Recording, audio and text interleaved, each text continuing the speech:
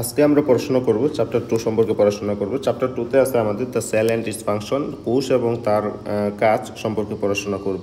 তো প্রথমে আমরা শুরু করি, যেটা হলো যে each of the trillion of cell in a human being is a living structure that can survive for months. আমরা জানি আমাদের শরীরে ট্রিলিয়ন ট্রিলিয়ন কোষ থাকে এবং প্রত্যেকটা ট্রিলিয়ন কোষেই হচ্ছে আমাদের একটা লিভিং স্ট্রাকচার গঠন করে, অর্থাৎ আমাদের শরীর গঠন করে, যেটা কিনা টিকে থাকে হচ্ছে মাসের পর মাস, দিন, বছরের পর বছর, যেটা provided is surrounding fluids quantity appropriate nutrient, যথাযথ পুষ্টি উপাদান সরবরাহের মাধ্যমে সাধারণত মাসের পর মাস, বছরের পর বছর টিকে থাকে।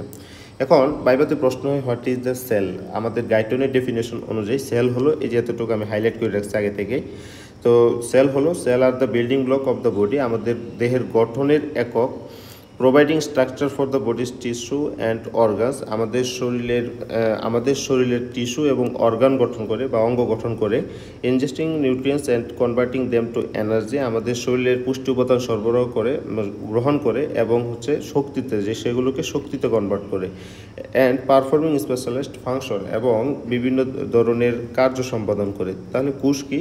কোষ হলো আমাদের শরীরের গঠনের একক, যেটা কিনা আমাদের শরীরের টিস্যু এবং অঙ্গ গঠন করে এবং বিভিন্ন ধরনের পুষ্টি উপাদান গ্রহণ করে এবং সেগুলোকে শক্তিতে কনভার্ট করে এবং বিভিন্ন ধরনের কার্য সম্পাদন করে। এটা হলো আমাদের সেল বা কোষের একটা ডেফিনেশন। আপনারা এই ডেফিনেশনটা যদি মানে গাইটনের ডেফিনেশন যদি বলতে চান, তাহলে আমার এই হলুদ হাইলাইট করে এতটুকু অংশ বলতে হবে। তো আমরা যদি নিচের দিকে একটু দেখি যে অর্গানাইজেশন অফ দ্য সেল, একটা সেলের মধ্যে কী কী থাকে। এখানে বলছে যে একটা লাইট মাইক্রোস্কোপের নিচে যদি আমরা দেখি, তাহলে সেখানে আমরা দুইটা প্রধান অংশ দেখতে পাবো। একটা হলো নিউক্লিয়াস আর একটা হলো সাইটোপ্লাজম। নিউক্লিয়াসটা সাইটোপ্লাজম থেকে আলাদা থাকে নিউক্লিয়ার মেমব্রেন দ্বারা, এবং এই সাইটোপ্লাজমটা তার আশেপাশে যে ফ্লুইড থেকে আলাদা থাকে তাকে বলা হয় সেল মেমব্রেন দ্বারা আলাদা থাকে, এবং তার আরেকটা নাম হলো প্লাজমা মেমব্রেন। অর্থাৎ এখানে যদি আমি দুইটা কোষ দেখি, তো এই একটা কোষ, এই একটা কোষ থেকে আরেকটা কোষ বা আশেপাশের সারাউন্ডিং ফ্লুইড থেকে আলাদা থাকে, সেটা হলো সেল মেমব্রেন অথবা প্লাজমা মেমব্রেন বলা হয়। এবং এর ভিতরে সামগ্রিক অংশ যতটুকু অংশ আছে তাকে বলা হয় প্রোটোপ্লাজম। অর্থাৎ আমরা সেল মেমব্রেনের ভিতরে যতটুকু অংশ থাকে তাকে বলি আমরা প্রোটোপ্লাজম। এই প্রোটোপ্লাজমের দুইটা পার্ট আছে, মেজর দুইটা পার্ট, সেটা হলো নিউক্লিয়াস আর একটা হলো সাইটোপ্লাজম। এই নিউক্লিয়াস থেকে সাইটোপ্লাজম আলাদা থাকে হচ্ছে নিউক্লিয়ার মেমব্রেন দ্বারা, অর্থাৎ নিউক্লিয়াসের বাইরে একটা পাতলা আবরণ থাকে, তার দ্বারা সাধারণত নিউক্লিয়াস এবং সাইটোপ্লাজম আলাদা থাকে। তো আমরা এখন দেখব সেলের ভিতরে আসলে কি কি অংশ থাকে। তার মধ্যে একটা হলো ওয়াটার থাকে, অর্থাৎ পানি থাকে। আমাদের কোষের প্রায় 70-85% হলো ওয়াটার থাকে, এবং এর মধ্যে বিভিন্ন ধরনের সেলুলার কোষীয় রাসায়নিক পদার্থ থাকে, এই পানির মধ্যে দ্রবীভূত অবস্থায় থাকে, এবং অন্যান্য বিভিন্ন ধরনের কঠিন পদার্থ এখানে থাকতে পারে। তো এখানে সাধারণত কেমিক্যাল পদার্থ, রাসায়নিক পদার্থগুলোর মধ্যে রাসায়নিক বিক্রিয়াগুলো সম্পাদন ঘটে বা রাসায়নিক বিক্রিয়াগুলো ঘটে। তো এছাড়াও থাকে আমাদের সেলের ভিতরে আয়ন থাকে। তো important cell include potassium, magnesium, phosphate, sulphur, bicarbonate. এগুলো হচ্ছে আমাদের কোষের ভিতরে সবচেয়ে গুরুত্বপূর্ণ আয়ন। এটা আবার এমসিকিউতে আসে, এমসিকিউর জন্য এটা খুবই ইম্পর্টেন্ট। অর্থাৎ আমাদের কোষের ভিতরে থাকে হচ্ছে আপনার পটাশিয়াম, ম্যাগনেসিয়াম, ফসফেট থাকে, হচ্ছে সালফেট থাকে, বাইকার্বনেট থাকে। আর আমাদের কোষের বাহিরে অর্থাৎ এক্সট্রা সেলুলার ফ্লুইড, আমি গত ক্লাসে বলছি, তো সেখানে থাকে হচ্ছে আবার সাধারণত সোডিয়াম বেশি থাকে। অর্থাৎ কোষের ভিতরে বেশি থাকে হচ্ছে পটাশিয়াম, কোষের বাহিরে থাকে হচ্ছে সোডিয়াম। এই জিনিসটা একটু মাথায় রাখবেন। And smaller quantities of sodium, এবং কম পরিমাণে থাকে হচ্ছে সোডিয়াম, ক্লোরাইড এবং ক্যালসিয়াম। এই আয়নগুলো সম্পর্কে আমরা বিস্তারিত পরে পড়াশোনা করব।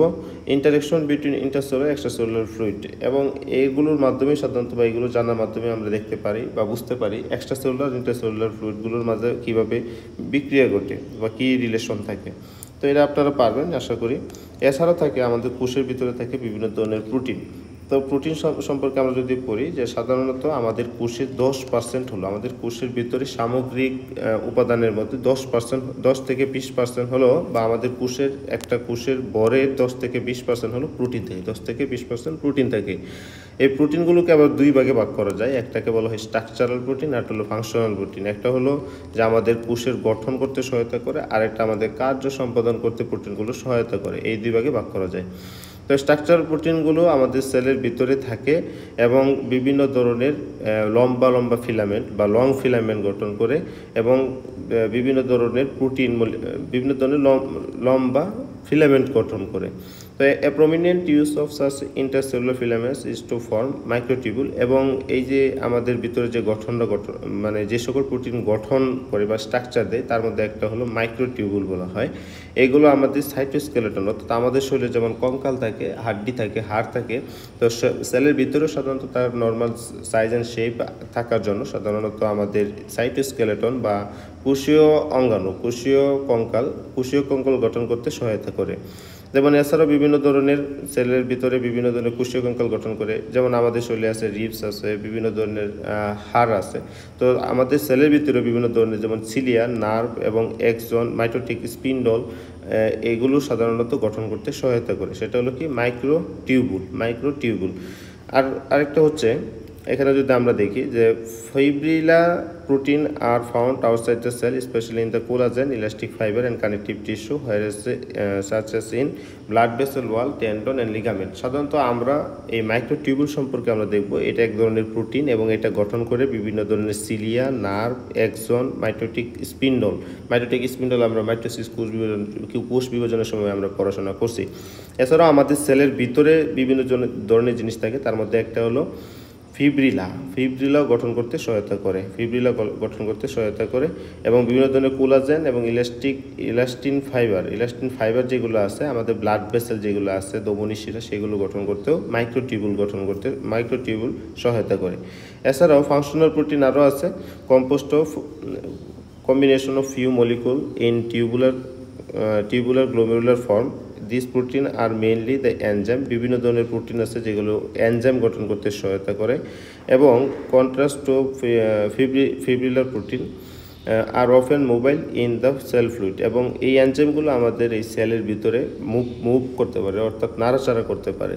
Also many of them are adherent to the membranous structure inside the cell, এবং এটার মধ্যে কিছু আছে যেগুলো আমাদের মেমব্রেনের স্ট্রাকচার সেলের ভিতরে আটকানো থাকে এবং catalyse specific intercellular chemical reaction এবং বিভিন্ন ধরনের রাসায়নিক বিক্রিয়াকে ত্বরান্বিত করে। যেমন the chemical reaction that split glucose into its component parts and then combine with this oxygen। যেমন হচ্ছে এখানে যে উদাহরণটা দেওয়া আছে যে কেমিক্যাল রিঅ্যাকশন যেটা ঘটে আমাদের গ্লুকোজে, অর্থাৎ গ্লুকোজটা ভাঙে যে সময়, তখন হচ্ছে কি এর component parts and then combine this with oxygen to form carbon dioxide and water while simultaneously providing energy for cellular function। যখন আমাদের শ্বসনের সময় আমাদের গ্লুকোজটা ভাঙে, তখন হচ্ছে আমাদের কার্বন ডাইঅক্সাইড গ্রহণ করে কার্বন ডাইঅক্সাইড বের করতে সহায়তা করে, তখন আমাদের বিভিন্ন ধরনের এনজাইমের প্রয়োজন হয়, তার কথাটা এখানে বলছে। এছাড়াও আমাদের কোষের ভিতরে থাকে হচ্ছে লিপিড, আমাদের যেটা সাধারণত property of soluble in fat solvent. আমাদের যে লিপিডগুলো থাকে সেগুলো হচ্ছে lipid are several types substance that are group together because of their common property of being soluble in fat solvent. আমাদের লিপিডগুলো সাধারণত লিপিড যে বা চর্বি জাতীয় যে সকল দ্রব্য আছে তার মধ্যে সাধারণত দ্রবীভূত হয়, এই কথাটা এখানে বলছে। স্পেশালি ইম্পর্টেন্ট লিপিডস, গুরুত্বপূর্ণ লিপিডগুলো হলো যে একটা হলো ফসফোলিপিড আর একটাকে বলা হয় কোলেস্টেরল। আমাদের কোষের ভিতরে দুইটা গুরুত্বপূর্ণ লিপিড হলো, একটা হলো ফসফোলিপিড। এটা নামের মধ্যে দুইটা পার্ট আছে, একটা হলো ফসফো আর একটা হলো লিপিড। অর্থাৎ আমাদের লিপিডের সাথে যদি ফসফেট যুক্ত থাকে তখন আমরা বলি ফসফোলিপিড, এবং কোলেস্টেরল নামে আরেকটা লিপিড পাওয়া যায়। এই দুইটা গুরুত্বপূর্ণ লিপিড। আমাদের শরীরে যত কোষ আছে, কোষে যত বর আছে তার 2% সাধারণত লিপিড থাকে। ফসফোলিপিড আর কোলেস্টেরল এগুলো সাধারণত ওয়াটারে বা পানিতে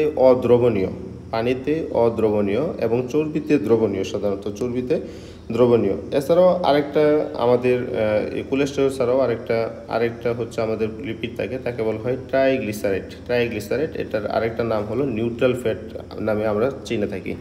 তাহলে হচ্ছে কি একটা হলো ফসফোলিপিড, আরেকটা হলো কোলেস্টেরল, আরেকটা হচ্ছে আমাদের কি ট্রাইগ্লিসারাইড থাকে, যার আরেকটা নাম হচ্ছে নিউট্রাল ফ্যাট বলা হয়। এই ফ্যাট সেলগুলো সাধারণত এডিপোসাইট, অর্থাৎ আমাদের এডিপোসাইট বলতে আমাদের যে লিপিডগুলো জমা হয় স্টোরেজ ফর্ম, তাকে বলি আমরা adipocyte triglycerides often accounts for as 95% of the cell mass. Adipocyte যেগুলো আছে, অর্থাৎ আমাদের এই এডিপোসাইট নামে একটা কিছু কোষ পাওয়া যায়, এগুলোতে সাধারণত আমাদের কোষের 95% হলো সাধারণত কি লিপিড থাকে। এই আমাদের কোষের এডিপোসাইট কোষের 95% সাধারণত লিপিড থাকে, অর্থাৎ আমাদের শরীরে যে সকল চর্বি জমা হয় সেগুলোকে সাধারণত এডিপোসাইট বলা হয়। এছাড়াও আমাদের কোষের ভিতরে থাকে কার্বোহাইড্রেটটা সাধারণত গ্লাইকোপ্রোটিন হিসেবে থাকে, গ্লাইকোপ্রোটিন থাকে, এবং আমাদের এই টোটাল কোষের 1% হলো সাধারণত কার্বোহাইড্রেট থাকে। তাছাড়াও এখানে কথা বলছে যে আমাদের যে মাসল আছে, আমাদের যে মাংসপেশি আছে, তার 3% হচ্ছে কার্বোহাইড্রেট থাকে, এবং লিভারের 6% অর্থাৎ 6% হলো কার্বোহাইড্রেট থাকে। তো এটা আমরা এখানে পড়াশোনা করলাম। তো পরবর্তীতে যদি আমরা দেখি, কার্বোহাইড্রেট সাধারণত যে হিসাবে থাকে তা হলো গ্লাইকোজেন হিসাবে থাকে আমাদের শরীরে। কার্বোহাইড্রেটগুলো গ্লাইকোজেন, অর্থাৎ আমরা যে সকল খাবার খাই তার অতিরিক্ত যে সকল গ্লুকোজ, এই অতিরিক্ত গ্লুকোজগুলো সাধারণত গ্লাইকোজেন হিসাবেই জমা হয়। তো একটা কোষের স্ট্রাকচার সম্পর্কে যদি আমরা পড়াশোনা করি তাহলে হচ্ছে membranous structure of the cell. আমাদের সেলের ভিতরে দুই ধরনের অর্গানাইলি থাকে, যেটা হলো একটা হলো membranous structure of the cell, অর্থাৎ কিছু কিছু অঙ্গাণু আছে সেগুলো হচ্ছে বাহিরে আবরণ থাকে, আবার কিছু কিছু অঙ্গাণু আছে যেগুলোর বাহিরে আবরণ থাকে না। তো এখান থেকে একটা এমসিকিউ আসে, নিচের কোনটি, যেটা হলো মেমব্রেনাস আর হচ্ছে নন মেমব্রেনাস, কোনটা হচ্ছে মেমব্রেনাস, এখান থেকেও সাধারণত এমসিকিউ আসে। তো এখান থেকে আমরা যদি খেয়াল করি আমাদের মেমব্রেনাস কি অঙ্গাণু আছে, তো সেক্ষেত্রে আমরা বলবো দিস মেমব্রেনাস অর্গানালি হচ্ছে কি, একটা হলো সেল মেমব্রেন, তো এটা নিজেই, আর একটা হলো নিউক্লিয়ার মেমব্রেন, অর্থাৎ আমাদের কোষের ভিতরে কি মেমব্রেন বা পর্দা থাকে এই সম্পর্কে এখানে বলা আছে। তারপরেও আমরা সামনে দেখব যে কি অঙ্গাণু আছে যেটা হচ্ছে বাহিরে কভারিং থাকে, অর্থাৎ আবরণ থাকে। কিছু অঙ্গাণু আছে যেগুলো ঝিল্লি থাকে না বা বাহিরে কোনো আবরণ থাকে না, এই নামগুলো আমাদের স্পেসিফিকভাবে আলাদাভাবে শিখতে হবে। তো কি মেমব্রেন থাকে, আমাদের সেল মেমব্রেন থাকে, নিউক্লিয়ার মেমব্রেন থাকে, membrane of the endoplasmic reticulum, membrane of the mitochondria, lysosome and Golgi apparatus. মূলত এইসব অঙ্গাণুর বাহিরেই সাধারণত এই মেমব্রেন বা ঝিল্লি থাকে, আর বাকিগুলো সাধারণত ঝিল্লি থাকে না। তো এই সম্পর্কে আমরা পড়াশোনা করব। তো প্রথমে আমরা যেটা পড়বো সেটা হলো সেল মেমব্রেন সম্পর্কে পড়বো। এই সেল মেমব্রেনের আরেকটা নাম হলো প্লাজমা মেমব্রেন। এটা সাধারণত পাতলা হয় এবং হচ্ছে ইলাস্টিক স্ট্রাকচার হয়, টান দিলে বড় হয়, ছোট হয়, এরকম থাকে, এবং তার ডায়ামিটারটা হচ্ছে 7.5 to 10 ন্যানোমিটার, 7.5 to 10 ন্যানোমিটার। এবং এটা হচ্ছে বিভিন্ন ধরনের সেল মেমব্রেন যেটা আছে সেটা হলো লাইপোপ্রোটিন বলা হয়, অর্থাৎ তার মধ্যে থাকে প্রোটিন এবং লিপিড উপাদানগুলো থাকে সাধারণত। এবং তার লিপিড এবং প্রোটিনের অনুপাত হলো বা উপাদানগুলোর অনুপাত কতটুকু থাকে, 55% থেকে প্রোটিন, আর যেগুলো থাকে সেগুলো তো মূলত সাধারণত লিপিড, যেমন হচ্ছে 25% থাকে phospholipid, 13% cholesterol, 4% other lipid and 3% carbohydrate. অর্থাৎ কার্বোহাইড্রেটের পরিমাণটা খুবই কম থাকে, তারপর এই জন্য তাকে এরকম নামের মধ্যে উল্লেখ করে নাই। মূলত উপাদান হচ্ছে প্রোটিন এবং লিপিড, 55% হলো প্রোটিন থাকে, আর বাকিগুলো সাধারণত 3% বাদে সবগুলো থাকে হচ্ছে লিপিডে। তো এটা আমরা দেখব। তো এখানে বলছে the cell membrane lipid barrier impairs penetration by water soluble substance। এর সম্পর্কে যদি আমরা একটু দেখাশোনা করি সেটা হলো the basic lipid bilayer is compost of 3 main type of lipid. অর্থাৎ আমাদের যে এই সেল মেমব্রেন আছে বা সেলের বাহিরে যে আবরণটা আছে তার মধ্যে আবার তিন ধরনের লিপিড থাকে। একটাকে বলে ফসফোলিপিড, যেটার সাথে লিপিডের সাথে ফসফেট যুক্ত থাকলে তাকে বলে আমরা ফসফোলিপিড, স্ফিঙ্গোলিপিড, আর একটা হলো আমাদের কোলেস্টেরল। এই তিনটা ফর্মে সাধারণত লিপিডগুলো থাকে। আচ্ছা, এই লিপিডগুলো সাধারণত দুইটা প্রান্ত থাকে। একটাকে বলা হয় hydrophilic and water soluble int. অর্থাৎ আমাদের যদি এটা একটা লিপিড হলে দুইটা প্রান্ত, একটা হলো হাইড্রোফিলিক অর্থাৎ পানিকে পছন্দ করে বা পানিগ্রাহী বা পানির মধ্যে দ্রবণীয়, আরেকটা প্রান্তকে বলা হয় হাইড্রোফোবিক অর্থাৎ পানিকে বিকর্ষণ করে, অর্থাৎ পানির সাথে তার কোনো সম্পর্ক নেই। The phosphate int of the phospholipid is hydrophilic. অর্থাৎ আমাদের যদি এটা ফসফেট প্রান্ত হয় ফসফোলিপিড, আর বাকিরা যদি লিপিড প্রান্ত হয়, তাহলে এই ফসফেট প্রান্তটা হলো পানিগ্রাহী অর্থাৎ পানিকে পছন্দ করে, আর এই লিপিড অংশটুকু সাধারণত পানিকে বিকর্ষণ করে। তো এখানে এই কথাটাই বলছে, into the phospholipid hydrophilic, fatty portion is the hydrophobic. এটাও মাথায় রাখতে হবে, এটাও এমসিকিউর জন্য ইম্পর্টেন্ট, এবং বাইবাতেও জিজ্ঞেস করে যে একটা লিপিড কী ধরনের লিপিড হইতে পারে এবং ফসফোলিপিডের কোন অংশ হাইড্রোফিলিক, কোন অংশ হাইড্রোফোবিক। তো এখানে এতটুকু বললেই হইতেছে। The lipid bilayer in the middle of the membrane is impermeable to the usual water soluble. সাধারণত এই লিপিড লেয়ারটা আমাদের ইমপারমেবল, অর্থাৎ আমাদের কোনো রকম পারমেয়াবিলিটি নাই, অর্থাৎ এটা পারমেয়াবিলিটি বেদ্যতা নেই, অবেদ্য পর্দা। এটা হলো একটা অবেদ্য পর্দা। সাধারণত ওয়াটার সলিউবল সাবস্টেন্সগুলো যেগুলো পানিতে মিশে তার জন্য এটা অবেদ্য পর্দা। যেমন বিভিন্ন ধরনের আয়ন আছে, গ্লুকোজ আছে, ইউরিয়া, এই সবগুলোই সাধারণত পানির সাথে দ্রবণীয়। এইগুলো আমাদের এই লিপিড বাইলেয়ারের মাঝখানে হচ্ছে অদ্রবণীয়, অবেদ্য হিসাবে পর্দা হিসাবে কাজ করে। আর ফ্যাট সলিউবল যে সকল সাবস্টেন্স আছে, যেমন হচ্ছে আমাদের অক্সিজেন, কার্বন ডাইঅক্সাইড এবং অ্যালকোহল, এগুলো সাধারণত এই লিপিড মেমব্রেনকে সাধারণত ক্রস করতে পারে। অর্থাৎ আমাদের ফ্যাট সলিউবল সাবস্টেন্সগুলোর জন্য সেল মেমব্রেনটা হচ্ছে বেদ্য পর্দা, এবং ওয়াটার সলিউবল অর্থাৎ পানিতে দ্রবণীয় বস্তুগুলোর জন্য আমাদের কোষ বা সেল মেমব্রেনটা হচ্ছে অবেদ্য পর্দা হিসেবে কাজ করে। তো এখানে পানিতে দ্রবণীয় বস্তুগুলো কী কী আছে? Ion, glucose, urea. আর ফ্যাট সলিউবল অর্থাৎ চর্বিতে দ্রবণীয় বস্তুগুলো হচ্ছে অক্সিজেন, কার্বন ডাইঅক্সাইড, অ্যালকোহল। এটা একটু ইম্পর্টেন্ট, এটা আপনারা একটু ভালো করে পড়ে রাখবেন। আর sphingolipid cell membrane through the several function including protein from protection from the. আর স্ফিঙ্গোলিপিড যেগুলো আছে, স্ফিঙ্গোলিপিড আমরা জানি 3 ধরনের লিপিড ছিল। একটা হলো ফসফোলিপিড, এটা নিয়ে পড়াশোনা করলাম, 2টা অংশ থাকে, হাইড্রোফিলিক, হাইড্রোফোবিক। আর স্ফিঙ্গোলিপিড সম্পর্কে যদি একটু বলি তাহলে তার কাজ কি? এটা হলো প্রোটেকশন দেয় হচ্ছে বিভিন্ন ধরনের ক্ষতিকর পরিবেশগত যে সকল ক্ষতিকর উপাদান আছে সেগুলো থেকে আমাদের সেল মেমব্রেনকে সাধারণত প্রোটেকশন দেয়, সুরক্ষা দেয়।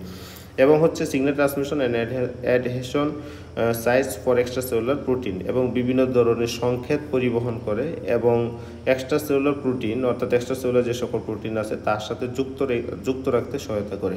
আরেকটা ফর্ম যেটা আসলো আমাদের সেটা দেখলাম কোলেস্টেরল। এই কোলেস্টেরল কাজ কি? এটা ডিটারমিন্স দ্য ডিগ্রি পারমিয়াবিলিটি। এটি কোলেস্টেরলটা সাধারণত আমাদের কোষের বেদ্যতা নিয়ন্ত্রণ করে, আমাদের কোষের বেদ্যতা নিয়ন্ত্রণ করে মূলত কোলেস্টেরল।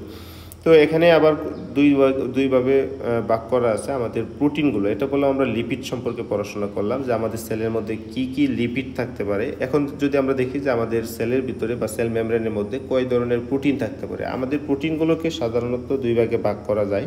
একটাকে বলা হচ্ছে আমাদের this membrane protein are mainly glycoprotein. আমাদের এই মেমব্রেনগুলোতে যে সকল প্রোটিন আছে তাদেরকে বলা হয় গ্লাইকোপ্রোটিন। অর্থাৎ এটা শুধু প্রোটিন না, এর সাথে গ্লুকোজ যদি প্রোটিনের সাথে যদি গ্লুকোজ যুক্ত থাকে তখন আমরা তাকে একত্রে বলি, গ্লুকোজ যদি যুক্ত থাকে তখন আমরা বলি গ্লাইকোপ্রোটিন। অর্থাৎ আমাদের সেল মেমব্রেনের যে প্রোটিনটা সেটা শুধু প্রোটিন না, তার সাথে কিছু কার্বোহাইড্রেট মিশ্রিত থাকে বা শর্করা মিশ্রিত থাকে, এই জন্য আমরা তাদেরকে বলি গ্লাইকোপ্রোটিন। এটা 2 ধরনের প্রোটিন থাকে, একটাকে বলা হয় ইন্টিগ্রাল প্রোটিন আর একটাকে বলা হয় পেরিফেরাল প্রোটিন। নামের অর্থ হলো ইন্টিগ্রাল মানে হচ্ছে যেটা হচ্ছে পুরা সেল, এটা যদি একটা পুরো সেল মেমব্রেন হয়, এটা সবটুকু বরাবর যদি বা সেল মেমব্রেন সবটুকু জুড়ে যদি থাকে তখন তাকে বলি আমরা ইন্টিগ্রাল প্রোটিন। আর যেটা শুধুমাত্র লেয়ারের উপরে এরকমভাবে মিশে থাকে তখন তাকে বলতেছি আমরা পেরিফেরাল প্রোটিন। এটা হলো সিম্পল কথা। তারপরে আমরা আরেকটু যদি দেখি যে এখানে ক্যারিয়ার প্রোটিন হিসেবে কাজ করে। ক্যারিয়ার প্রোটিন, ইন্টিগ্রাল প্রোটিনগুলো সাধারণত বিভিন্ন ধরনের বস্তু আদান প্রদান করতে, অর্থাৎ এই সেল মেমব্রেনের এক প্রান্ত থেকে অন্য প্রান্তে কোনো কিছু নেওয়ার জন্য প্রয়োজন হলে তাহলে সেটা ইন্টিগ্রাল প্রোটিন যেটা আছে সেটা কাজ করে। এই জন্য তাকে আরেকটা নাম বলা হয়, তাকে ক্যারিয়ার প্রোটিনও বলা হয়। তাহলে হচ্ছে কি এইটাকে আবার বিভিন্ন ধরনের অ্যাক্টিভ ট্রান্সপোর্টও বলা হয়। এখান থেকে ভিতরতে আনার জন্য অ্যাক্টিভ ট্রান্সপোর্ট সম্পর্কে আমরা সামনের চ্যাপ্টারে আমরা দেখব। তারপরে এটাকে একটু জানলাম যে অ্যাক্টিভ ট্রান্সপোর্ট বলা হয়। Integral membrane protein can also serve as a receptor for water soluble chemical. এটা যে সকল রাসায়নিক দ্রব্য ওয়াটার সলিউবল অর্থাৎ পানিতে দ্রবণীয় তাদের ক্যারিয়ার হিসাবে অর্থাৎ বাহক হিসাবেও সাধারণত সে কাজ করে বা রিসেপ্টর হিসাবে সে কাজ করে। তো এখানে এতটুকু কথা বলা আছে। আরেকটা হচ্ছে আমাদের যদি একটু সেল মেমব্রেনের গঠনটা যদি আমরা দেখি, এই যে এখানে আমরা বলতেছিলাম এটা বিভিন্ন রিটেনে আপনাদের আসবে, প্রথম কার্ড পরীক্ষায় রিটেনে আসবে, আপনাদের রিটেনে এটা থাকবে। একটু ভালো করে এই চিত্রটা আঁকা শিখতে হবে, অবশ্যই রিটেনের জন্য এটা খুবই ইম্পর্টেন্ট। তো এখানে যদি দেখি সম্পূর্ণটা হচ্ছে আমাদের এই সেল মেমব্রেন। সেল মেমব্রেন একটু 2টা লেয়ার হিসাবে থাকে। এই লিপিড বাই লেয়ারগুলো দেখতে পাচ্ছেন, এই যে এইগুলো হচ্ছে লিপিড বাই লেয়ার। লিপিডগুলো উপরের প্রান্তে 2 সারিতে থাকে এইরকমভাবে, এরকম অর্থাৎ এরকমভাবেও থাকে, আর এদিক দিয়ে এরকমভাবে থাকে। তো আমরা দেখছি যে এটা হলো ফসফেট প্রান্ত, এটা হচ্ছে তার লিপিড প্রান্তটুকু, ফসফোলিপিডের অংশটুকু, এটা হলো হাইড্রোফিলিক, এটা হচ্ছে হাইড্রোফোবিক, অর্থাৎ পানি পছন্দ করে না, বিকর্ষণ করে, আর এটাকে বলা হচ্ছে হাইড্রোফিলিক অংশ বলা হচ্ছে। এবং তার মধ্যে আমরা দেখছি দুই ধরনের প্রোটিন থাকে, একটা বলা হয় ইন্টিগ্রাল প্রোটিন বলছিলাম, আর এটা হচ্ছে পেরিফেরাল প্রোটিন বলা হয়। তো ইন্টিগ্রাল প্রোটিনগুলো কোনগুলা? এটা হলো আমাদের এই যে বাহির থেকে ভিতর একদম যেগুলো বেরিয়ে গেছে এগুলোকে বলতেছি আমরা ইন্টিগ্রাল প্রোটিন। এই যে আমরা যে রং করতেছি, অর্থাৎ যদি আমি একটু হাইলাইট করি তাহলে এটা হচ্ছে আমাদের সাধারণত ইন্টিগ্রাল প্রোটিন, অর্থাৎ কোষ সেল মেমব্রেন সম্পূর্ণ এ পাশ থেকে ও পাশ যেগুলো চলে গেছে তাদেরকে বলতেছে ইন্টিগ্রাল প্রোটিন। আর যে সকল প্রোটিন আমাদের শুধুমাত্র সেল মেমব্রেনের এক পাশে, এই যে একটু যদি এখানে খেয়াল করেন এটা শুধুমাত্র একটু এক পাশে অবস্থান করতেছে, তখন তাকে বলতেছে আমরা পেরিফেরাল প্রোটিন। এই ইন্টিগ্রাল প্রোটিনগুলো সাধারণত ক্যারিয়ার হিসেবে কাজ করে, সেলের এই প্রান্ত থেকে সেল মেমব্রেনের অন্য প্রান্তে কিছু পরিবহন করতে সাধারণত সহায়তা করে। তো এইটা সম্পর্কে আমরা বুঝতে পারছি, আশা করি আপনারা বুঝতে পারছেন। তো এখান থেকে যদি আর কিছু দেখি, আরেকটা হলো গ্লাইকোক্যালিক্স সম্পর্কে যদি আমরা বলি, গ্লাইকোক্যালিক্সটা আসলে জিনিসটা কি? গ্লাইকোক্যালিক্সকে বলা হয় গ্লাইকোপ্রোটিন বা গ্লাইকোলিপিড বলা হয়। এটা কি? এটা হলো integral protein are glycoprotein that about 1/10 of the membrane lipid molecule are glycolipid. আমরা 10 ভাগের 1 ভাগ হলো সাধারণত এই মেমব্রেনের 10 ভাগের 1 ভাগ হলো গ্লাইকোলিপিড, অর্থাৎ গ্লুকোজ লিপিডের সাথে গ্লুকোজ থাকে। আর এখানে যদি আমরা গ্লাইকোক্যালিক্সগুলো যদি দেখি, এই যে কার্বোহাইড্রেটগুলো যে দেখতেছি যে যেখানে আস্তে আস্তে অল্প অল্প একটার সাথে একটা মানে একটা নর্মাল বন্ডের মাধ্যমে তারা যুক্ত থাকে কার্বোহাইড্রেটগুলো, তাদেরকে আমরা গ্লাইকোক্যালিক্স বলতেছি। এটা এক ধরনের গ্লুকোজ পার্টিকেল।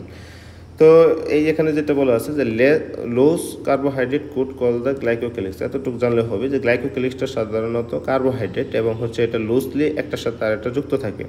তো ইম্পর্টেন্ট কিছু ফাংশন সম্পর্কে আমরা দেখব। Carbohydrate moiety attached to the outer surface of the cell have several important function। এই গ্লাইকোক্যালিক্স সম্পর্কে যদি আমরা দেখি তাহলে এটা 5-4টা ফাংশন এখানে দেওয়া আছে। যেটা হলো many of them have a negative electrical charge, সেগুলো সাধারণত নেগেটিভ চার্জ থাকে, এবং most cells on overall negative surface. এই জন্য সাধারণত এগুলো নেগেটিভ চার্জ থাকার কারণে আমাদের সেল যে সারফেস আছে তার চার্জটাও সাধারণত নেগেটিভ হয়ে যায়, এবং যে সকল নেগেটিভ বস্তু আছে, নেগেটিভ চার্জ দিয়ে বস্তু আছে, তাদেরকে বিকর্ষণ করে সেল মেমব্রেন থেকে দূরে সহায়তা করে। 2 নম্বর ফাংশনটা যদি আমরা দেখি, glycocalyx of some cell attached to the glycocalyx of other cell thus attaching cell to on another, অর্থাৎ দুইটা সেলের গ্লাইকোক্যালিক্স একটা আরেকটার সাথে অ্যাটাচ করে দুইটা সেলকে একসাথে যুক্ত রাখতে সহায়তা করে। যেহেতু এটা সেল মেমব্রেনের বাহির দিকে থাকে, তাহলে একটা সেল মেমব্রেনের গ্লাইকোক্যালিক্সের সাথে আরেকটা সেল মেমব্রেনের গ্লাইকোক্যালিক্সের সাথে যুক্ত থেকে সাধারণত তৈরি করে কি দুইটা সেলকে একসাথে যুক্ত রাখতে সহায়তা করে। এবং 3 নম্বর পয়েন্টে যেটা বলা আছে যে carbohydrate act as a receptor for binding hormone such as insulin. আমাদের যে ইনসুলিনগুলো আছে, আমরা যে সকল ইনসুলিন আমাদের শরীরে উৎপন্ন হয়, অথবা আমরা বাহির থেকে ডায়াবেটিস পেশেন্ট যেগুলো আছে যারা আছে, তারা যে ইনসুলিনগুলো নেয় সেগুলো সাধারণত একটা সেলে গ্রহণ করার জন্য প্রথমে সেল সার্ফেসে আসতে হয় বা সেল মেমব্রেনে আসতে হয়। সেল মেমব্রেনের যে আমাদের গ্লাইকোক্যালিক্সটা আছে সেটা রিসেপ্টর বা সেটাকে প্রথমে রিসিভ করে হচ্ছে আমাদের সাধারণত কি এই গ্লাইকোক্যালিক্সগুলো সাধারণত রিসেপ্টর করে, যেমন ইনসুলিনকে রিসেপ্টর করে গ্রহণ করে প্রথমে সেটা হলো আমাদের গ্লাইকোক্যালিক্সগুলো। এবং যেগুলো যখন এগুলো বাইন্ড করে তখন হচ্ছে অ্যাক্টিভেস অ্যাটাচ টু দ্য ইন্টারনাল প্রোটিনের সাথে বাইন্ড করতে পরবর্তী সহায়তা করে। অর্থাৎ 3 নম্বর পয়েন্ট সেটা হলো ইনসুলিনকে সাধারণত ইনসুলিনের সাথে বা রিসেপ্টর হিসেবে কাজ করে। ইনসুলিনের রিসেপ্টর থাকে সাধারণত glycocalyx. Some carbohydrate moiety enter into immuno reaction. আচ্ছা, এগুলো নিয়ে পরবর্তীতে যেমন এই কার্বোহাইড্রেটগুলো বা গ্লাইকোক্যালিক্সগুলো ইমিউনো রিয়াকশন হিসেবে সহায়তা করে, সামনে এগুলো আলোচনা আসবে। তো সাইটোপ্লাজম সম্পর্কে আমরা, এই হলো আমাদের সেল মেমব্রেন সম্পর্কে, অর্থাৎ আমাদের এই যে একটা কোষের বাহিরে যে আবরণটা আছে সেল মেমব্রেন বা প্লাজমা মেমব্রেন, এটা নিয়ে আমরা পড়াশোনা করলাম। এখন যদি আমরা সেলের ভিতরে দেখি তাহলে যে জিনিসটা পাবো সেটা হলো সাইটোপ্লাজম। তো সাইটোপ্লাজমের মধ্যে আমরা কি দেখবো সেই সম্পর্কে এখন একটু আলোচনা করব। তো এখানে বিভিন্ন ধরনের অর্গানালি আছে, যেমন হচ্ছে স্পেশালি 5টা ইম্পর্টেন্ট অর্গানালি সম্পর্কে এখানে পড়াশোনা করব। সেটা হলো endoplasmic reticulum, Golgi apparatus, mitochondria, lysosome and peroxisome. এই সম্পর্কে আমরা 5টা সম্পর্কে পড়াশোনা করব। তো এখানে যদি আমরা একটু দেখি, সেটা হলো এন্ডোপ্লাজমিক রেটিকুলাম সম্পর্কে আমরা যদি দেখি তাহলে সেখানে দেখব যে এটা একটা সিস্টার্নি থাকে, যে স্ট্রাকচারের মধ্যে সিস্টার্নি থাকে। আমরা যদি একটা ফিগার দেখি, এন্ডোপ্লাজমিক রেটিকুলাম সিস্টার্না যদি একটু দেখি, তাহলে এখানে সিস্টানে ফিগারটা এখানে ভালো দেওয়া নাই, গোল গোল জিনিসগুলো যদি থাকে যেগুলোকে সিস্টানা বলা হতো। আচ্ছা, আমরা দেখি ভিতরে কি বলছে। Endoplasmic reticulum a network of tubular structure called cisternae and flat vesicular structure in the cytoplasm. This organelle process molecule made by the cell and transport them to their specific destination inside or outside the cell। অর্থাৎ এখানে আমাদের দেখছিলাম এরকম গোল গোল জিনিসগুলো থাকে, এগুলো দুই পাশেরগুলোকে আমরা বলতেছিলাম সিস্টান, এবং একটা ফ্ল্যাট অংশ বা এরকম একটা সমতল অংশ এখানে থাকে। এগুলো সাধারণত সেল দ্বারা তৈরি হয় এবং কোষের ভিতরেই তৈরি হয় এবং ট্রান্সপোর্ট করে সেগুলোকে যে তার নির্দিষ্ট গন্তব্য আছে তার ভিতরে এখানে ট্রান্সপোর্ট করে। এখানে তেমন কিছু আসে না, যদি আমরা এখানে যদি একটু দেখি space inside the, it is important, space inside the tubules and the vesicle is filled with the endoplasmic matrix। অর্থাৎ এন্ডোপ্লাজমিক রেটিকুলামের মাঝখানে যে ফ্লুইডটা থাকে তাকে বলতেছি আমরা এন্ডোপ্লাজমিক ম্যাট্রিক্স হিসেবে আমরা বলতেছি। এটা হলো একটা এন্ডোপ্লাজমিক রেটিকুলামের একটা স্ট্রাকচার। সেখানে দুই ধরনের, আচ্ছা এখানে আমাদের একটা জিনিস বোঝার আছে, আমরা সামনে দেখব। সেটা হলো এই এতটুকু পার্ট কিন্তু দেখতে খুবই স্বচ্ছ অন্যরকম লাগতেছে, আবার এতটুকু পার্ট কিন্তু অন্যরকম লাগতেছে। অর্থাৎ আমাদের এন্ডোপ্লাজমিক রেটিকুলাম আবার দুই রকমের আছে, একটাকে বলা হয় স্মুথ এন্ডোপ্লাজমিক রেটিকুলাম এই পার্টটুকু, এবং এটাকে বলা হয় রাফ এন্ডোপ্লাজমিক রেটিকুলাম, অমসৃণ এন্ডোপ্লাজমিক রেটিকুলাম। তো এটা কেন স্মুথ, এটা কেন রাফ, তো সেটা যদি বলি, এখানে দেখতে পারতেছেন যে এতটুকু অংশে যে ছোটো ছোটো গোল গোল দানাদার কোনো কিছু একটা লাগানো আছে মনে হচ্ছে, এখানে কোনো দানাদার কোনো পার্ট নাই। তো এই দানাদার পার্টগুলোকে বলতেছি আমরা হচ্ছে রাইবোজোম। অর্থাৎ যে সকল এন্ডোপ্লাজমিক রেটিকুলামের সাথে রাইবোজোম লাগানো থাকে সে সকল অংশকে বা সেই সকল এন্ডোপ্লাজমিক রেটিকুলামকে আমরা বলতেছি রাফ এন্ডোপ্লাজমিক রেটিকুলাম। আর যে সকল এন্ডোপ্লাজমিক রেটিকুলামের সাথে কোনো রাইবোজোম যুক্ত নাই তাদেরকে আমরা বলতেছি স্মুথ এন্ডোপ্লাজমিক রেটিকুলাম। তো এখানে এই কথাটাই এখানে বলছে যে ribosome are composed of matrix of RNA and protein, এবং রাইবোজোমের মাঝখানে এটা যে রাইবোজোমগুলো যুক্ত থাকে রাফ এন্ডোপ্লাজমিক রেটিকুলাম বলা হয়। আর যেখানে স্মুথ এন্ডোপ্লাজমিক রেটিকুলামে কোনো ধরনের রাইবোজোম লাগানো থাকে না। তো এখানে এই কথাগুলো এখানে বলছে। এখন 2 নম্বর পয়েন্টে যেটা আমরা দেখছিলাম সেটা হলো গোলজি অ্যাপারেটাস সম্পর্কে আমরা যদি একটু পড়াশোনা করি। গোলজি অ্যাপারেটাসটা কি, সেটা হলো it is closely related to the endoplasmic reticulum. এটা এন্ডোপ্লাজমিক রেটিকুলামের সাথে রিলেটেড থাকে। It has membrane similar to those smooth endoplasmic reticulum. Smooth endoplasmic রেটিকুলামের মতো এর একটা মেমব্রেন থাকে, এবং এটা স্ট্যাকড লেয়ার, 4টা লেয়ার থাকে, আর হচ্ছে 4টা বা তারও অধিক সাধারণত লেয়ার থাকে। তো Golgi apparatus function in association with the endoplasmic reticulum, অর্থাৎ গোলজি বস্তু যেটা আছে তার সেটা এন্ডোপ্লাজমিক রেটিকুলামের সাথেই বিভিন্ন ধরনের কার্য সম্পাদন করে থাকে। সাধারণত এগুলো আসে না পরীক্ষার জন্য। ইম্পর্টেন্ট যেটা সেটা হলো আমাদের এগুলোর ফাংশন, সবগুলোর function, endoplasmic reticulum, Golgi apparatus, এগুলোর ফাংশন সাধারণত এই ফাংশনগুলো পরবর্তীতে আবার দেওয়া আছে, তো আমরা তখন দেখব। আচ্ছা, এখানে যে কথাটা বলছে, এখানে vesicle are transported from the endoplasmic reticulum to the Golgi apparatus, এগুলো পরিবহন হয়। এখানে আর তেমন কিছু ইম্পর্টেন্ট নাই। লাইসোজোম সম্পর্কে যদি দেখি তাহলে সেটা হলো আমাদের লাইসোজোমগুলো সাধারণত, আর একটা কথা, আমরা যে এইগুলো পড়তেছি সবগুলো সেল মেমব্রেন থাকে, অর্থাৎ এগুলোর বাহিরে মেমব্রেন থাকে, মেমব্রেনাস অর্গানালি এগুলোকে বলা হয়। যেমন এন্ডোপ্লাজমিক রেটিকুলাম আমরা দেখছি, গোলজি অ্যাপারেটাস দেখছি, এখন দেখছি হচ্ছে আমাদের লাইসোজোম। তো এই লাইসোজোমটা সাধারণত কি মেমব্রেন যুক্ত, অর্থাৎ আমাদের বাহির এইগুলোর বাহিরে এই অর্গানালির বাহির দিকে সাধারণত মেমব্রেন থাকে, আবরণ থাকে। তো এখানে এর কিছু কাজ যদি আমরা দেখি, ডাইজেস্টিভ সিস্টেম তিনটা ফাংশন আছে এখানে। একটা হলো ড্যামেজ দ্য সেলুলার স্ট্রাকচার, কোষের এই যে একটা সেল আছে এই কোষের স্ট্রাকচারকে ড্যামেজ করতে পারে। Food particle that have been ingested by the cell, অথবা সেলের ভিতরে যে সকল খাদ্য উপাদান আছে সেগুলোকে ধ্বংস করতে পারে, অথবা আনওয়ান্টেড ম্যাটার্স আছে ব্যাকটেরিয়া, ব্যাকটেরিয়া যেমন হচ্ছে বিভিন্ন ধরনের অপ্রত্যাশিত বস্তু আছে সেগুলোকে সে ধ্বংস করতে পারে। অর্থাৎ কোষকে সে ধ্বংস করে দিতে পারে, অথবা কোষের ভিতরে যে সকল পুষ্টি উপাদান গ্রহণ করা হয় সেগুলোকে ধ্বংস করতে পারে, অথবা বিভিন্ন ধরনের অপ্রয়োজনীয় দ্রব্য যেগুলো আছে সেগুলোকে সে ধ্বংস করতে পারে। এই লাইসোজোমের ভিতরে আমাদের প্রায় 40 ধরনের এনজাইম থাকে, তাদেরকে হাইড্রোলেস এনজাইম বা ডাইজেস্টিভ এনজাইম বা হজমকারী এনজাইম বলা হয়। তো এখানে প্রায় 40 ধরনের এনজাইম থাকে, এটা আমরা দেখলাম। এবং এর ভিতরে বিভিন্ন ধরনের প্রোটিন থাকে, যেমন হচ্ছে protein is hydrolysed to form amino acid, glycogen is hydrolysed to glucose. অর্থাৎ আমাদের এই লাইসোজোমগুলো যে কাজটা করে সেটা হলো প্রোটিনকে ভেঙে অ্যামাইনো অ্যাসিডে কনভার্ট করতে সহায়তা করে, গ্লুকোজকে ভেঙে গ্লাইকোজেনকে ভেঙে গ্লুকোজে কনভার্ট করতে সহায়তা করে, এবং লিপিডগুলোকে ভেঙে ফ্যাটি অ্যাসিড অ্যান্ড গ্লিসারল হতে সহায়তা করে। তাহলে হচ্ছে কি আমাদের প্রোটিন যেগুলো আছে সেগুলোকে ভেঙে অ্যামাইনো অ্যাসিডে কনভার্ট করতে লাইসোজোম সহায়তা করে, আর গ্লাইকোজেনকে ভেঙে গ্লুকোজ কনভার্ট করতে সহায়তা করে, এবং হচ্ছে যে সকল লিপিড আছে সেগুলোকে সাধারণত ফ্যাটি অ্যাসিড এবং গ্লিসারলে কনভার্ট করতে সহায়তা করে।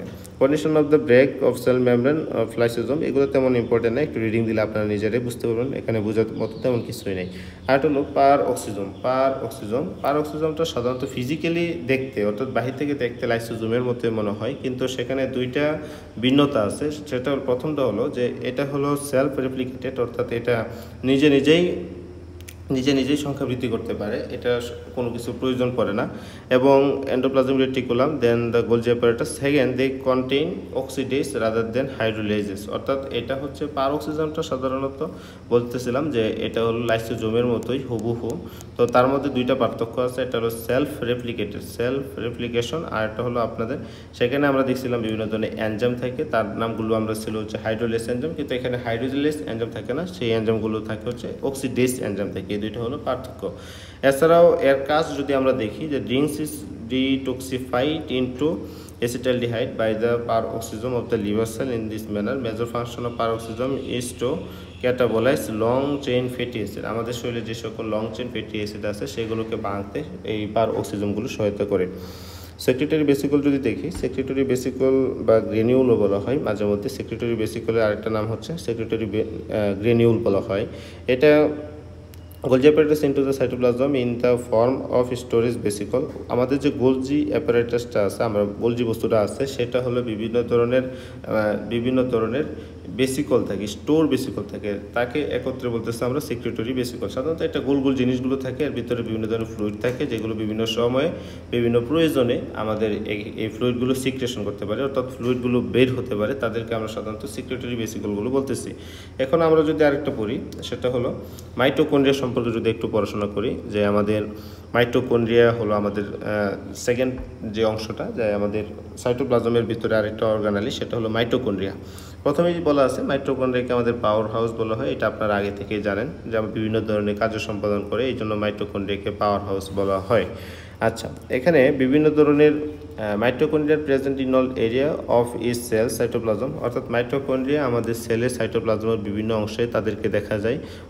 আমাদের প্রত্যেকটা সেলের ভিতর কতগুলো করে মাইটোকন্ড্রিয়া থাকবে তার কোনো নির্দিষ্ট কোনো সীমা নেই, তার এটা সংখ্যাটা বেরি করে আপ অ্যান্ড ডাউন হয়, এবং বিভিন্ন ধরনের আমাদের এটা নির্ভর করে সাধারণত আমাদের কোষের কতটুকু শক্তি প্রয়োজন তার উপর ভিত্তি করে মাইটোকন্ড্রিয়ার সংখ্যাটা নির্ধারিত হয়। যেমন কার্ডিয়াক মাসল সেলে এবং যেমন অনেক পরিমাণে বেশি শক্তি প্রয়োজন হয়, এই জন্য বেশি মাইটোকন্ড্রিয়া আছে, এবং আবার যে সকল মাসল বা যে সকল জায়গায় কোষগুলো কম কাজ করতে হয়, কম শক্তি প্রয়োজন হয়, সেখানে কম পরিমাণে মাইটোকন্ড্রিয়া আছে। এটাই আসলে লজিক, এটা তো বোঝাই যাচ্ছে। Furthermore the mitochondria are concentrated in those protein of the cell responsible for the major share of its energy metabolism, অর্থাৎ যেখানেই শক্তি প্রয়োজন হয় সেখানেই সাধারণত মাইটোকন্ড্রিয়াটা বেশি পরিমাণে থাকে। আচ্ছা, এটা বিভিন্ন তাদের যে সাইজ এবং শেপ আছে, আকার আকৃতি আছে, এটাও সাধারণত বেরি করে, বিভিন্ন আকৃতির হয়ে থাকে, এবং ন্যানোমিটার, এটার আকৃতিটাও বিভিন্ন ন্যানোমিটার, অনেক ছোটো ন্যানোমিটার থেকে শুরু করে বিভিন্ন 100 ন্যানোমিটার, 100 ন্যানোমিটার থেকে শুরু করে গ্লোবুলার শেপ আকার ধারণ করতে পারে। তো এখানে সাধারণত এত ইম্পর্টেন্ট কোনো কথাবার্তা নাই। আমরা যদি একটু মাইটোকন্ড্রিয়ার গঠন সম্পর্কে পড়াশোনা করি, তাহলে সেখানে আমরা দেখব যে এটা হলো দুইটা লিপিড বাইলে থেকে, আমরা জানি মাইটোকন্ড্রিয়ার যে আবরণটা থাকে সেটা হলো 2 স্তর বিশিষ্ট, একটাকে বলা হচ্ছে আউটার মেমব্রেন, আরটাকে বলতেছি ইনার মেমব্রেন আমরা বলতেছি। আর ইনার মেমব্রেন যেটা আসলো, আমরা যদি একটু দেখি, ইনার মেমব্রেনটা ভিতরের দিকে একটু ফোল্ড করে থাকে, বাস করা থাকে, তাদেরকে বলে হচ্ছে আমরা ক্রিস্টি থাকে। অক্সিডেটিভ এনজাইম, এর ক্রিস্টির সাথে বিভিন্ন ধরনের অক্সিডেটিভ এনজাইমগুলো সাধারণত লাগানো থাকে, ক্রিস্টির গায়ে অক্সিডেটিভ এনজাইমগুলো লাগানো থাকে। তো এগুলো আমরা দেখছি। ইনার ক্যাভিটিতে মাইটোকন্ড্রিয়াতে বিভিন্ন ধরনের ফ্লুইড থাকে, বা যে ফ্লুইডটা থাকে তাদেরকে বলতেছে আমরা ম্যাট্রিক্স বলতেছি, অর্থাৎ 2 স্তর বিশিষ্ট মাইটোকন্ড্রিয়া লেয়ার, ভিতরের লেয়ারটা ভিতরের দিকে বাস করা থাকে, তার ভিতরে অক্সিডেটিভ এনজাইমগুলো থাকে, আর ভিতরে বাসকে বলতেছিলাম আমরা ক্রিস্টি বলতেছিলাম। তো এইটা আমরা দেখছি, এটা বিভিন্ন ধরনের শক্তি উৎপন্ন করে, যেমন এখানে এটিপি তৈরির কথা বলছে, এটিপির ফুল মিনিং হলো এডিনোসিন ট্রাইফসফেট। আর মাইটোকন্ড্রিয়াটা হলো নিজেই রেপ্লিকেশন হতে পারে, যে মাইটোকন্ড্রিয়াটা সেকেন্ড ওয়ান, তো একটা থেকে আরেকটা তৈরি করতে পারে, একটা থেকে 3টা তৈরি করতে পারে, এরকম কথাগুলো এখানে বলছে। এখানে ইম্পর্টেন্ট তেমন কিছু নেই, আপনারা একটু দেখে নেবেন। তো আমরা যদি দেখি সেল স্কেলেটন মাইটোকন্ড্রিয়ার পরে সেল স্কেলেটন বা কোষীয় অঙ্গাণু বা কোষীয় কঙ্কাল যদি একটু দেখি, অর্থাৎ আমাদের যে একটা সেল, এই একটা নির্দিষ্ট শেপ আছে, এটা শেপটা কেন তার আছে, বা একটা কোষকে আমরা বলতেছি স্কোয়ামাস কোষ, আরেকটা বলতেছি আমরা কিউবয়েডাল, একটা কলামনার বলতেছি। এই যে তার যে শেপের ভেরিয়েশন, এই ভেরিয়েশনগুলো সাধারণত এই কঙ্কালের কারণেই আসে, অর্থাৎ সাইটোস্কেলেটনের কারণেই আসে। তো এটা একটা ইম্পর্টেন্ট প্রশ্ন, এখান থেকে বিভিন্ন প্রশ্ন আসতে পারে। তো একটু যদি আমরা দেখি, cell cytoskeleton is a network of fibrillar protein. এইগুলো সাধারণত ফিব্রিলার প্রোটিনের একটা নেটওয়ার্ক। সাধারণত এটা হচ্ছে বিভিন্ন ধরনের প্রোটিন, রাইবোজোমের মাধ্যমে যে সকল প্রোটিন তৈরি হয় তারই একটা নেটওয়ার্ক সাধারণত এখানে থাকে, সাইটোপ্লাজমের মধ্যে থাকে। Large number of the actin microfilaments frequently occur in the outer zone of the cytoplasm called the ectoplasm।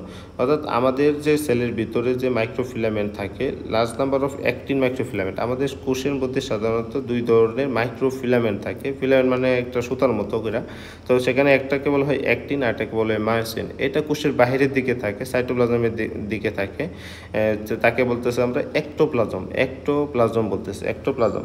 R intermediate filament are the, অর্থাৎ এখানে মাইক্রোফিলামেন্টস, আমরা যদি সাইটোস্কেলেটন বা কোষীয় কঙ্কালটা যদি আমরা একটু ব্রিফলি জানতে চাই, তাহলে সেখানে বলতে হয় তিনটা উপাদানের কথা বলতে হয়। একটাকে বলা হয় মাইক্রোফিলামেন্ট,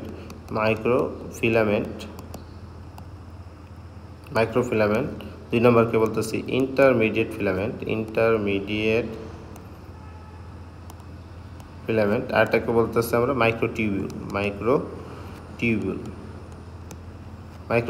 মাইক্রোফিলামেন্ট, ইন্টারমিডিয়েট ফিলামেন্ট, আর এটা হচ্ছে মাইক্রোটিউবিউল।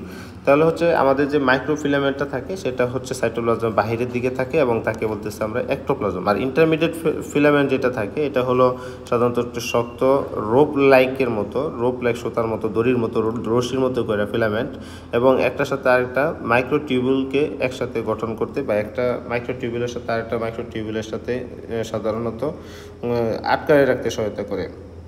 আর ইন্টারমিডিয়েট কেন নাম? কারণ হচ্ছে এটার যে ডায়ামিটারটা আছে, তার এভারেজ ডায়ামিটার কারণে সাধারণত আমাদের যে দুইটা আছে, একটা হলো মাইক্রোফিলামেন্ট আর একটা হলো মাইক্রোটিউবিউল, এই দুইটার যে ডায়ামিটার আছে বা তাদের যে টোটাল ডায়ামিটার আছে, তার এভারেজ ডায়ামিটার হলো ইন্টারমিডিয়েট ফিলামেন্ট। অর্থাৎ আমাদের মাইক্রোফিলামেন্ট এবং মাইক্রোটিউবিউল এর ডায়ামিটারের যদি গড় করি, তাহলে আমরা এই গড়টা হলো যেটা, তাই হলো ইন্টারমিডিয়েট ফিলামেন্ট। এই জন্য এই ফিলামেন্টগুলোকে সাধারণত ইন্টারমিডিয়েট ফিলামেন্ট বলা হচ্ছে। এখন যদি আমরা দেখি স্পেসিফিক ইন্টারমিডিয়েট ফিলামেন্টসগুলো found in various cell including the this. Intermediate ফিলামেন্টগুলো কোথায় থাকে?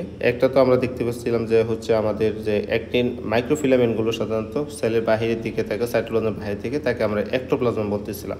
যেমন মাসল সেলের বাহিরের দিকে থাকে, মায়োসিন ফিলামেন্ট যেমন মাসল সেলের মধ্যে থাকে উদাহরণ হিসাবে। আর ইন্টারমিডিয়েট ফিলামেন্টগুলো সাধারণত থাকে হচ্ছে মাসল সেলের মধ্যে থাকে,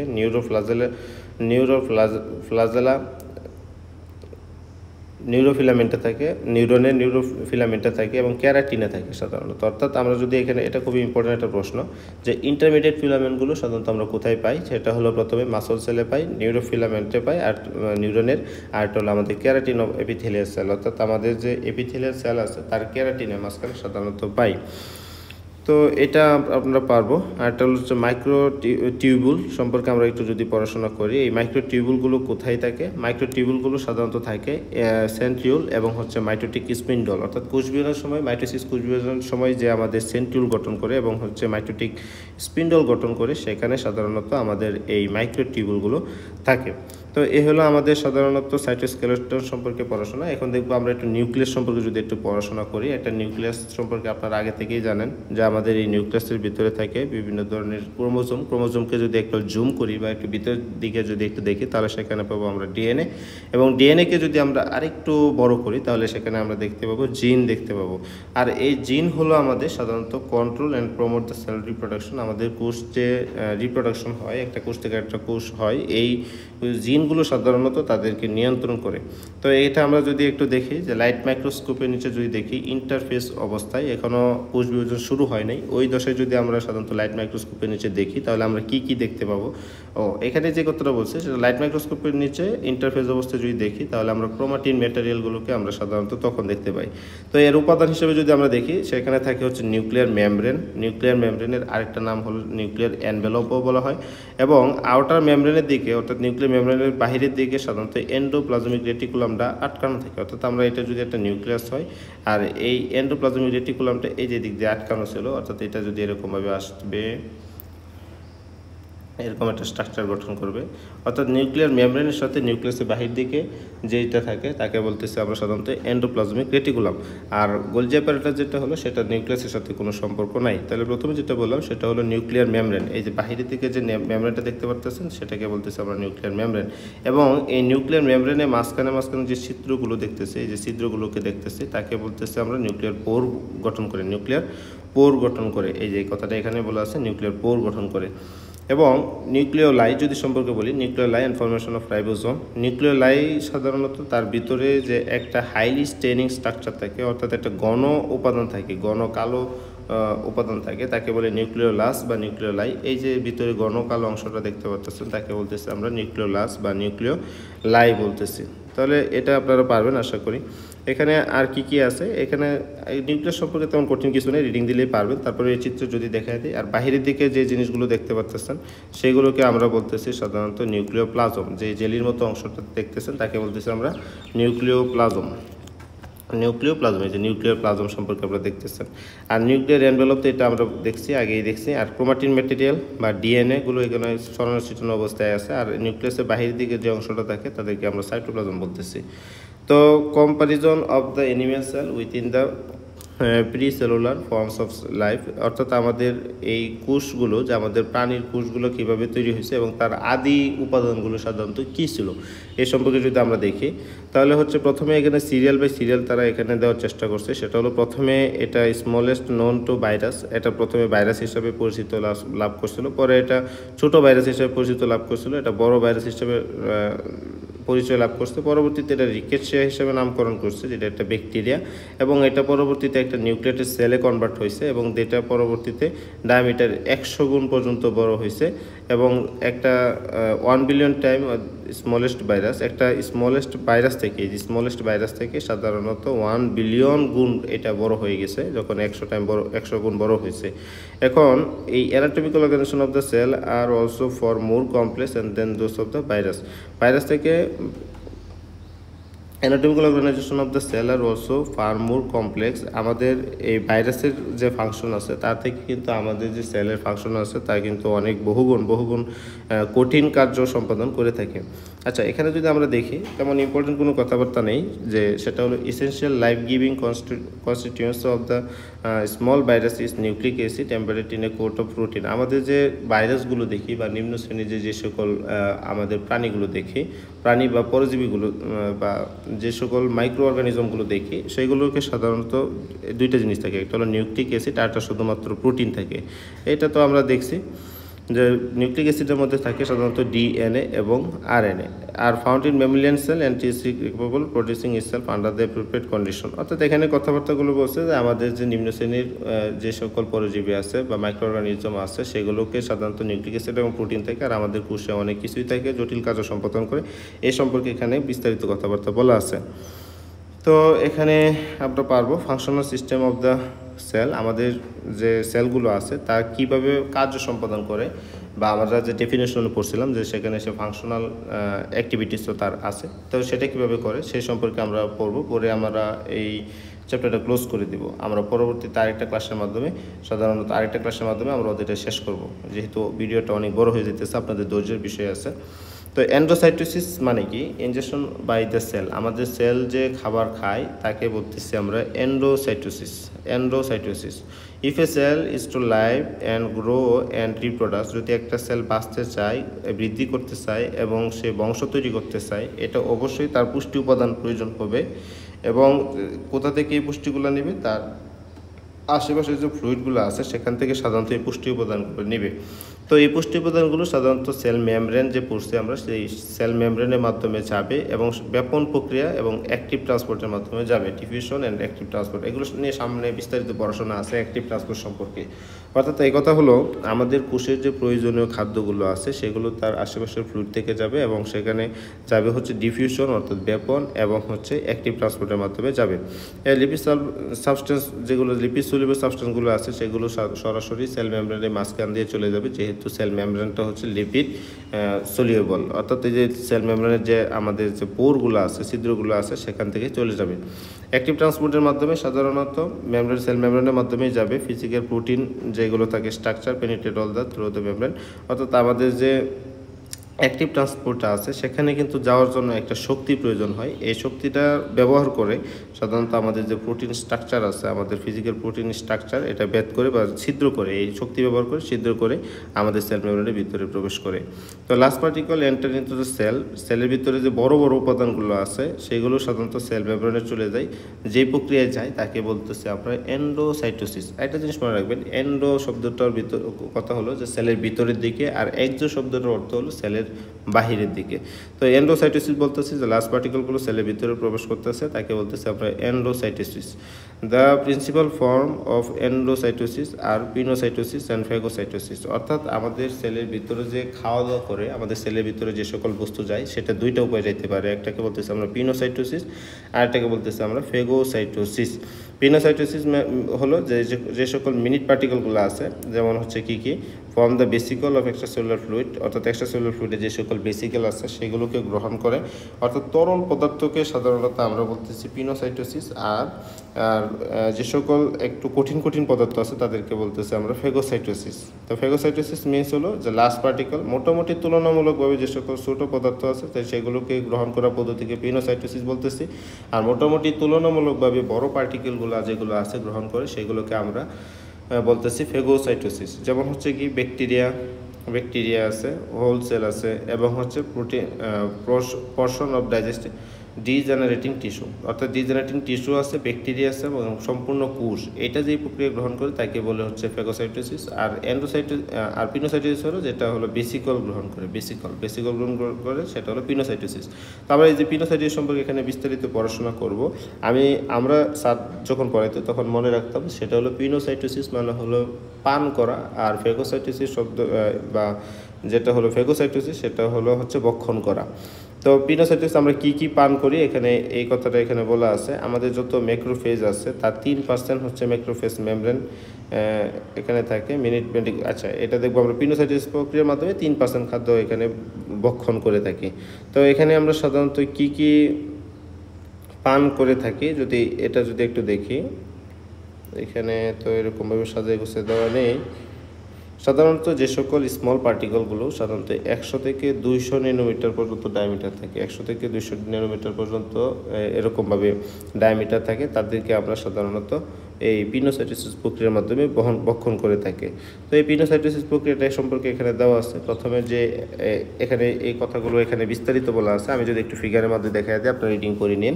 সেটা হলো আমাদের এই সেলের ভিতরে এক ধরনের প্রোটিন থাকে, তাকে বলা হচ্ছে আমরা ক্লাথ্রিন প্রোটিন বলা হয়। এর ভিতরে যখন বেসিকলগুলা অর্থাৎ এই যে এটা হচ্ছে রিসেপ্টর, এগুলো হচ্ছে রিসেপ্টরের সাথে যখন এই যে বেসিকলগুলো যখন অ্যাটাচ হয়, এই যে অ্যাটাচ হয়ে গেছে প্রোটিনগুলো অ্যাটাচ হয়েছে রিসেপ্টরের সাথে, তখন এটা আস্তে আস্তে এই প্রোটিনগুলো সংকুচিত হয়ে একটা ফোল্ড গঠন করে। অ্যাক্টিন এবং মায়োসিন কোষ থাকে, তাদের মাধ্যমে সংকুচিত হয়ে একটা ফোল্ড গঠন করে এবং একটা ফোল্ডের ভিতরে যখন চলে যায় তখন এটা সাধারণত আমাদের সেলের ভিতরে ডিজলভ হয়ে যায়। তো এই কথাটা এখানে বলা আছে যে ক্লাথ্রিন প্রোটিন থেকে অ্যাক্টিন মায়োসিনের মাধ্যমে কন্ট্রাকশন ঘটে এবং ভিতরে যাওয়ার পরে এই যে অ্যাটাচ হওয়ার পরে ভিতরে যাওয়ার পরে সাধারণত ফোল্ড হয়ে গেলে সাধারণত যে প্রক্রিয়াটা হয় তাকে বলতেছি আমরা পিনোসাইটোসিস।